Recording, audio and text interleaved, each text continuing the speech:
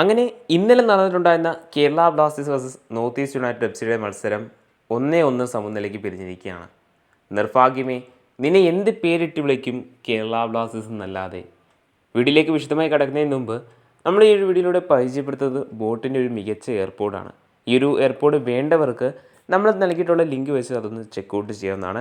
And നമ്മൾ വീഡിയോയിലേക്ക് കടക്കുന്ന സമയത്ത് കേരള ബ്ലാസ്റ്റേഴ്സിനെ സംബന്ധിച്ചിടത്തോളം ഒരു മസ്റ്റ് വിൻ ഗെയിം തന്നെയായിരുന്നു. കാരണം റെലിഗേഷനിൽ നിന്ന് പുറത്ത് വരേണ്ടതിൻ്റെ ഒരു അനിവാര്യത ഉള്ളതുകൊണ്ട് കേരള ബ്ലാസ്റ്റേഴ്സിനെ സംബന്ധിച്ചിടത്തോളം ഒരു മസ്റ്റ് വിൻ ഗെയിം എന്ന് തന്നെ വേണമെങ്കിൽ പറയാമായിരുന്നു. ആ ഒരു മത്സരത്തിൽ കേരള ബ്ലാസ്റ്റേഴ്സ് 88 മിനിറ്റ് വരെ വിജയം ഉറപ്പിച്ചതായിരുന്നു. അവസാന നിമിഷം പടിക്കൽ കൊണ്ടേ കലമുടയ്ക്കുന്ന കേരള ബ്ലാസ്റ്റേഴ്സിൻ്റെ ഒരു സ്ഥിരം ശൈലിയോ അല്ലെങ്കിൽ കേരള ബ്ലാസ്റ്റേഴ്സിൻ്റെ നിർഭാഗ്യമായിട്ടുള്ള ആ ഒരു സിറ്റുവേഷനൊക്കെ തന്നെ പലപ്പോഴും നമ്മൾ including in the final Blasters കണ്ടതാണ്, ബ്ലാസ്റ്റേഴ്സ് ആരാധകർ നേരിട്ടതാണ്.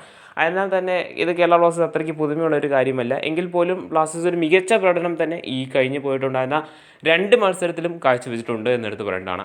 കാരണം കേരള ബ്ലാസ്റ്റേഴ്സിൻ്റെ മുഖ്യ പരിശീലകനായി നിലവിലെത്തിയിട്ടുള്ള ആഷ്ലി വെസ്റ്റ്വുഡിൻ്റെ ടാക്ടിക്സിൽ കൊണ്ടുവന്നിട്ടുള്ള അദ്ദേഹം ഇൻബിൽട്ട് ചെയ്തിട്ടുള്ള മാറ്റങ്ങൾ എടുത്ത് പറയേണ്ടതാണ്.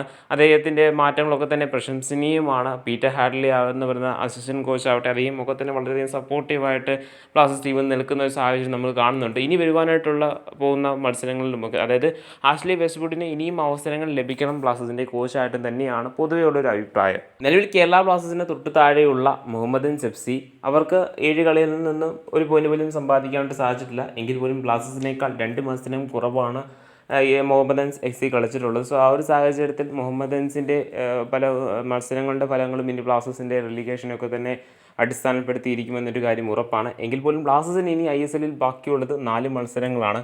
ഈ ഒരു ISL സീസൺ അതിൻ്റെ എൻഡിങ്ങിലോട്ട് ചേർന്ന് വന്നുകൊണ്ടിരിക്കുകയാണ്. ബ്ലാസ്റ്റേഴ്സിന് 4 മത്സരങ്ങൾ ബാക്കിയുള്ളപ്പോൾ റെലിഗേഷനിൽ മുക്തി നേടുക എന്ന ഒറ്റ ചിന്ത മാത്രമാണ് ബ്ലാസ്റ്റേഴ്സിൻ്റെ ടീമിനും കോച്ചിനും ഒക്കെ ഉള്ളത്. അതിൽ നിന്ന് മുക്തി നേടി ഒരു മികച്ച പൊസിഷനിൽ, സാമാന്യ മികച്ച പൊസിഷനിൽ നിലവിൽ ബ്ലാസ്റ്റേഴ്സിന് എത്തിപ്പെടാനായിട്ട് പറ്റുന്ന ഒരു പൊസിഷനിലേക്ക് എത്തുക എന്നുള്ളത് മാത്രമാണ് ടീമിൻ്റെ പ്രധാന ലക്ഷ്യം.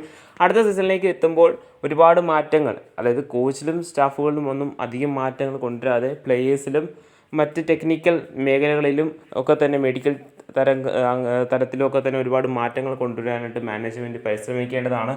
മികച്ച താരങ്ങളെ ടീമിലേക്ക് എത്തിക്കുന്ന കാര്യത്തിൽ ബ്ലാസ്റ്റേഴ്സ് മാനേജ്മെൻറ്റ് വ്യക്തത അല്ലെങ്കിൽ ആ ഒരു തരത്തിലേക്ക് നീങ്ങേണ്ടതാണെന്നുള്ളൊരു കാര്യം ഉറപ്പാണ്. ഈ സൂപ്പർ കപ്പും അതോടൊപ്പം തന്നെ ഡുറൻ കപ്പ് പോലത്തെ ടൂർണമെൻറ്റ് ISLന് ശേഷം കടന്നു വരേണ്ടതായിട്ടുണ്ട്. അതുപോലുള്ള ടൂർണമെൻറ്റുകൾക്ക് ബ്ലാസ്റ്റേഴ്സിനെ പരിശീലിപ്പിക്കേണ്ടത് ആഷ്ലി വെസ്റ്റ്വുഡിനെ പോലെ ഒരു പരിശീലകനാണ് എങ്കിൽ ഉറപ്പായും ബ്ലാസ്റ്റേഴ്സിന് ഒരു മികച്ച ടാക്ടിക്കൽ ഗെയിം ബ്ലാസ്റ്റേഴ്സിൻ്റെ ഭാഗത്തുനിന്ന് കാണുവാനായിട്ട് സാധിക്കുമെന്നൊരു കാര്യം ഉറപ്പാണ്. അതുപോലെ ഇന്നലത്തെ മത്സരത്തിൽ എടുത്ത് പറയേണ്ട ഒരു പ്രകടനം കാഴ്ചവെച്ചത് ഫാലു NDA ആണ്.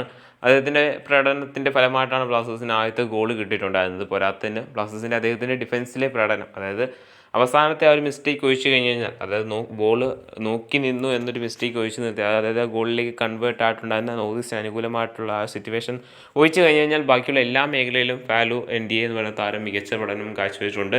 നിലവിൽ കേരള ബ്ലാസ്റ്റേഴ്സ് ടീമിൽ ഡാനിഷ് ഫാറൂഖിൻ്റെ ഭാഗത്തുനിന്നും അത്യാവശ്യം നല്ലൊരു പ്രകടനം തന്നെയാണ് കാഴ്ചവെക്കുന്നത് അദ്ദേഹം.